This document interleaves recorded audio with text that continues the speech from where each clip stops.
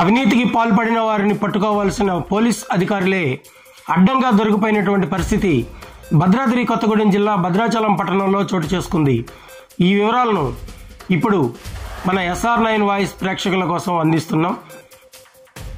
ఇక్కడ మీరు చూస్తున్నది ఓ బడా పోలీస్ ఆఫీసర్.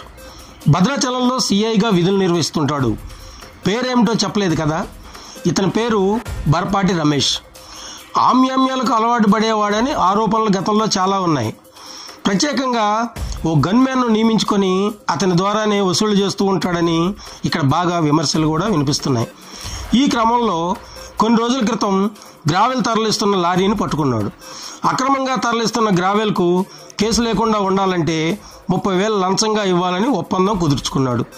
అంత ఇవ్వలేను బాబోయ్ అని లారీ ఓనర్ చెప్పడంతో గన్మ్యాన్ ద్వారా 20,000కు ఒప్పించాడు. మరి ఈ డబ్బుని ఎలా తీసుకోవాలంటే కార్తీక్ అనే ఓ ప్రైవేటు వ్యక్తి ఖాతాలోకి ఫోన్పే చేయమని సిఐ చెప్పించాడు. ఇదంతా స్టేషన్ పరిధిలో జరుగుతుందనే విషయాన్ని ఆ సిఐ గమనించకపోవడంతో సీసీ ఫుటేజీల ద్వారా అడ్డంగా ఆధారాలతో దొరికిపోయాడు. అన్ని ఆధారాలు పక్కాగా ఉండడంతో లారీ ఓనర్ ప్రణాళికాబద్ధంగా ఖమ్మం ఏసీబీ అధికారులను ఆశ్రయించాడు. ఇంకేముందిగా, వెంటనే రంగంలోకి దిగిన ఏసీబీ పోలీసులు భద్రాచలం పోలీస్ స్టేషన్పై దాడి చేశారు. సిఐతో పాటుగా గన్మ్యాన్ రామారావుని, అతనికి సహకరించిన కార్తీక్ అనే వ్యక్తిని ఏసీబీ పోలీసులు విచారించారు.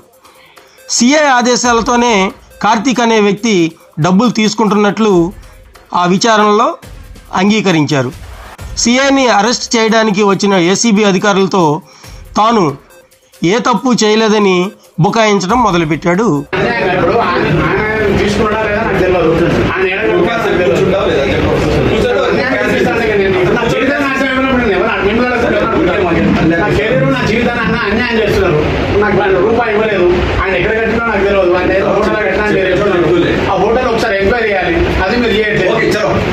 లాస్ట్ మంత్ 19th ఒక గ్రావెల్ లారీ వెళ్తాను లక్ష్మీపురం వైపు నుంచి భద్రాచలం టౌన్ లోకి గ్రావెల్ లారీ వస్తాను.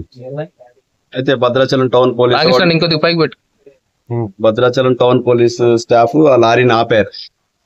గ్రావెల్ తోడడానికి మీకు పర్మిషన్ ఉందా లేదా అని చెప్పేసి లారీని ఆపారు.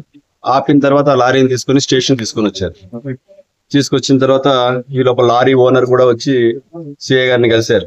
సార్, అది లారీ ఆ హౌస్ కన్స్ట్రక్షన్స్ కోసం మొరం తోడడానికి వెళ్తుంది సార్, గ్రావెల్ తీసుకుని వెళ్తుందంటే మేము కేసు పెడతాము అది ఇది అని చెప్పి సిఐ గారికి చెప్పడం జరిగింది. సిఐ గారు చెప్పడం జరిగింది, సార్ మీ ఇష్టం సార్, అది హౌస్ పర్పస్ కోసం వెళ్తుంది, కమర్షియల్ కాదని చెప్పిన తర్వాత సార్ ఈ లోపల సిఐ గారి గన్మెన్ వచ్చి నేను మాట్లాడతానని చెప్పేసి 30,000 రూపీస్ డిమాండ్ చేయడం జరిగింది.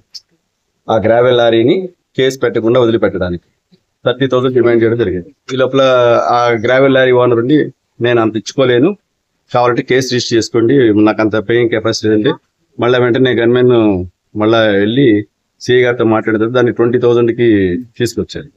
సర్లేని మళ్ళీ 20,000 ఇమీడియట్ ఇప్పుడు కట్టాల్సిందని చెప్పేసి ఆయన మీద బాగా ఒత్తిడి చేస్తే ఆయన విధిలేని పరిస్థితుల్లో ఆయన దగ్గర డబ్బులు ఇప్పుడు రేపు నాకు ఇప్పుడల్లా వెసులుబాటు కాదు, నెక్స్ట్ కట్టాలంటే కూడా ఒప్పుకోకుండా ఇప్పుడే మీరు కట్టాలని చెప్పేసి ఫోన్ పే ద్వారా ఈ లోపల ఎవరైతే ఆ గన్మెన్ రామారావు ఉంటాడో అతను వాళ్ళ ఫ్రెండ్ ఎవరినో ప్రైవేట్ పర్సన్ రమ్మని చెప్పాడు.